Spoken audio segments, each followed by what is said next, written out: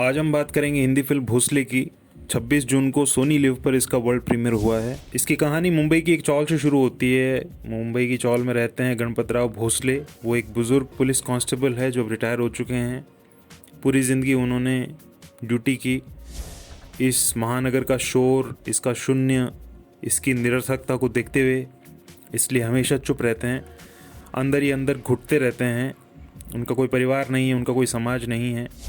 और इस बीच उनके बगल वाले कमरे में एक नॉर्थ इंडियन लड़की रहने आती है, उसका नाम है सीता। वो अपने छोटे भाई लालू के साथ आती है। अपने ख़त्म होते जा रहे जीवन में भोसले का कैसे फिर इन दोनों के साथ एक अपनेपन का धागा जुड़ता है और कैसे भोसले इनके प्रति अपनी एक ड्यूटी को पूरा करता है, ये कहानी में आगे देखते हैं।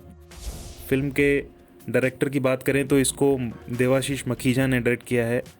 4 साल पहले उन्होंने एक 11 मिनट की शॉर्ट फिल्म बनाई थी, उसका नाम था तांडव।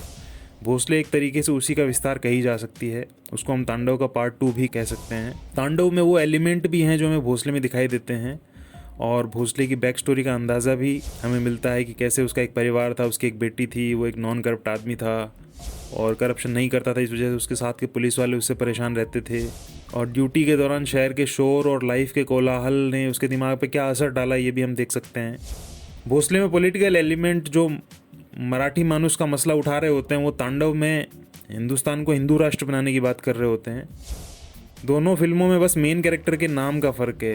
तांडव में उसका नाम तांबे था और यहाँ अब जो फीचर फिल्म आई उसमें उसका नाम गणपतराव भोसले है। और तांडव का जो सार वाक्य था वो वोल्टेयर का एक कथन था कि आदमी या इंसान है वो हर पल में आज़ाद है, हर उस पल में जिसमें वो आज़ाद होना चाहता है।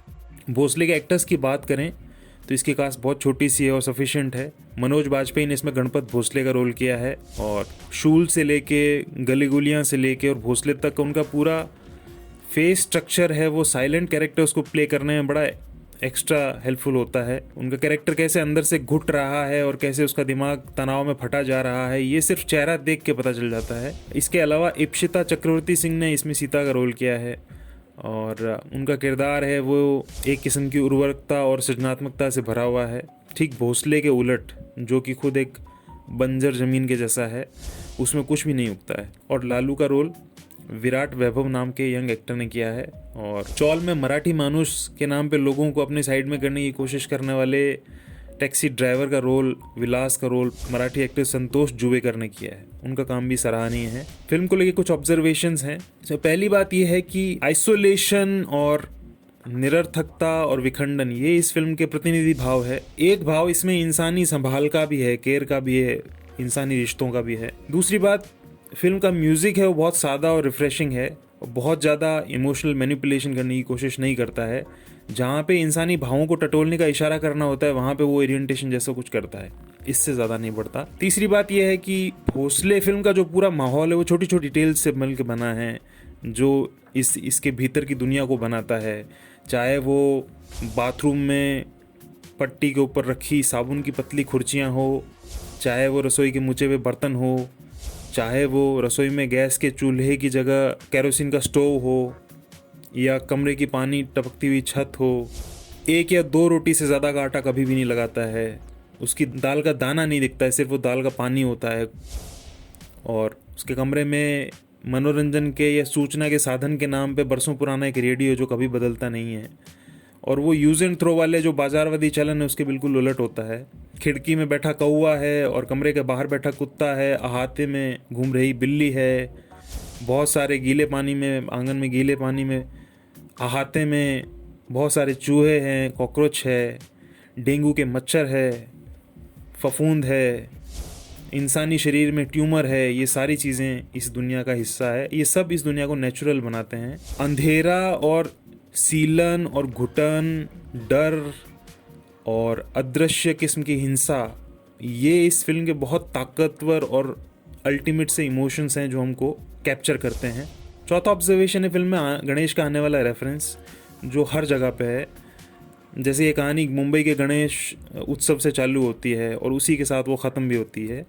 ओपन ऐसे होती है कि गणेश की प्रतिमा को बनाया जा रहा है जिसे आखिर में विसर्जित किया जाएगा, और ठीक उसी के समानांतर कहानी में, फिल्म में, भोसले अपनी पुलिस की ड्यूटी को विसर्जित कर रहा होता है और अपने कपड़े और अपने सब वो पुलिस की सारी चीज़ें सौंप रहा होता है ताकि वो अपने अमूर्त रूप में फिर से नए सिरे से निर्मित हो जाए आगे जाके। इसके अलावा फिल्म में जब भोसले की मेडिकल रिपोर्ट आती है एक सीन में, तो उसमें जो लैब होती है उसका नाम भी सिद्धिविनायक होता है।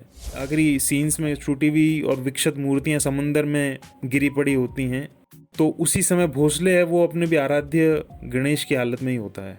पांचवी बात है, फिल्मकार मखीजा इंटेंशनली दो समान हालात वाले मराठियों की कहानी कहते चलते हैं। पहला भोसले है जो कि एक मानवतावादी है, वो लोकल वर्सेस आउटसाइडर यानी स्थानीय बाहरी के मुद्दे में नहीं पड़ता है, उसने ये हद अपनी नहीं बनाई हुई। दूसरा कैरेक्टर विलास का है जो स्थानीय बाहरी की बात करके राजनीति में जाना चाहता है। ये दोनों पैरेलल फिल्म में चलते रहते हैं, दोनों एक ही तरह की लाइफ जीते हैं, दोनों थापियों से पीट पीट के अपने कपड़े धोते हैं, दोनों का मिनिमम सर्वाइवल है और दोनों अंदर ही अंदर कुड़े हुए हैं जो भी है। एक सीन में भोसले अपने सीनियर ऑफिसर तावड़े से मिलने जाता है तो हवलदार उसको बाहर ही खड़ा कर देता, कहता है साहब बिजी है, अपॉइंटमेंट लेके आओ।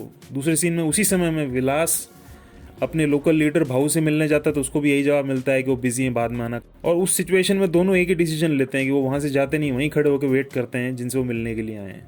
तो ये पैरेलल जब साथ चलते हैं तो ऐसा नज़र आता है कि फिल्म मेकर ने किसी को जज करने की कोशिश नहीं की, वो दोनों को साथ ही में बराबर समानता देते हुए चल रहा है। उनकी लाइफ मराठी के तौर पे इक्वलिटी को बताते हुए चल रहा है कि दोनों पैरेलल्स है। ये और बात है आखिर में जाके दोनों जो फैसले लेते हैं वो थोड़े अलग होते हैं। छठा ऑब्जर्वेशन जो है वो ये है कि मराठी युवक विलास है वो नॉर्थ इंडियन जो महाराष्ट्रियंस हैं उनको भैये कह के संबोधित करता है और उनको वो कुत्ते भी कहता है, उनका अपमान करता है। और लोकल लोगों को मराठी गौरव के नाम पे वो एक तरफ करने की कोशिश करता है, क्योंकि वो जिन्हें बाहरी कहता है उनसे नफरत करता है। और वो एक जगह फिल्म में कहता है कि अपने देश में जाओ, अपने देश में जाओ। जब वो बोलता है तो वो अपने ही देश के किसी दूसरे राज्य को किसी दूसरे देश के जैसा समझ रहा होता है। और यहाँ पे फिल्म ये कहती है कि ऐसे लोगों के लिए पराये और बाहरी की परिभाषा है उसको और छोटा करते जाने, ऐसे लोगों के लिए उसका कोई अंत नहीं है, वो उसको और छोटा करते चले जाते हैं। विलास कहता है कि बाहरी लोग यहाँ गणपति नहीं बिठा सकते, यहाँ हमारा गणपति ही बैठेगा।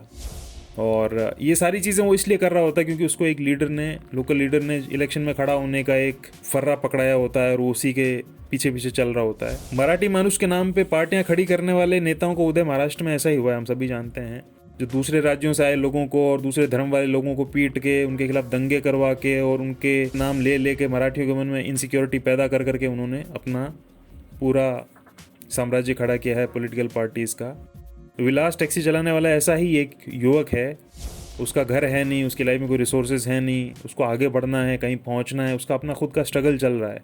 और स्ट्रगल में फिर वो ऐसे नेताओं की बातों में आके ऐसा ही शॉर्टकट चुनता है। एक सातवां ऑब्जर्वेशन ये नज़र आता है विलास से रिलेटेड ही कि वो कैसा अनुपम एक सीन होता है जिसमें वो शौच कर रहा होता है और वहाँ पे वो अपने हाथ हिलाते हुए और दिमाग में सोचते हुए भाषण की प्रैक्टिस कर रहा होता है। फिर एक और सीन में वो पार्टी दफ्तर के बाहर खड़ा होकर भाऊ का इंतज़ार कर रहा होता है, हवा में मुट्ठियाँ बांध रहा होता है, कर रहा होता है जैसे कि कोई लोगों को ऐसे संबोधित करेगा।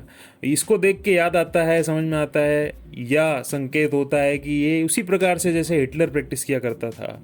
और बाद में उद्घाटित भी हुआ कि कैसे वो थिएट्रिक्स की प्रैक्टिस करता था, जो जाके जिसका इस्तेमाल कर करके उसने करोड़ों लोगों को इन्फ्लुएंस किया। और इसी तरीके की थिएट्रिक्स है वो बाल ठाकरे करते थे, राज ठाकरे करते थे, और आज के टाइम में जो सबसे पॉपुलर राइट विंग के लीडर है वो क्या करते थे। फिल्म को लेकर आखिरी बात यह है कि भोसले का जो किरदार है उसमें जो गैर इरादतन बदला लेने वाला एंगल है वो दिखाता है कि डायरेक्टर मखीजा है वो बुजुर्ग किरदारों से बदला लेवाने को लेकर कितना फैसिनेटेड है। क्योंकि 2 साल पहले उनकी एक फिल्म आई थी अज्जी, उसमें भी कुछ ऐसा ही था कि एक घुटनों से एक दादी है जो घुटनों के दर्द से पीड़ित है, लेकिन वो अपनी 10 साल की पोती के साथ वे रेप का बदला लेने के लिए वो निकलती हैं। भोसले का किरदार भी वैसा ही और उतना ही एजेड है। और इस लिहाज से फिल्म को देखते हुए मेरे दिमाग में सबसे पहले एक और जो फिल्म उभरी रेफरेंस के लिए वो थी इन ऑर्डर ऑफ डिसअपीयरेंस। 2014 में आई थी, वो नॉर्वेजियन एक्शन थ्रिलर थी। उसमें स्टेलन स्कार्सगार्ड जैसे बहुत महीन एक्टर ने काम किया था। वो भी एक ऐसे उम्रदराज पिता की कहानी थी जो अपने बेटे की मौत का बदला हथियारों से बारी बारी से चुन चुन के निकालता है। थोड़ा सा कमर्शियल जोन में जाएं तो डेंजल वॉशिंगटन की फिल्म द इक्वलाइजर, उसकी 2 फिल्में आ चुकी। द इक्वलाइजर में भी ऐसा ही है कि एक उम्रदराज किरदार है वो बदला लेने निकलता है। हालांकि भोसले जो है वो कुल मिला के अगर देखा जाए तो इन दोनों फिल्मों से अलग है।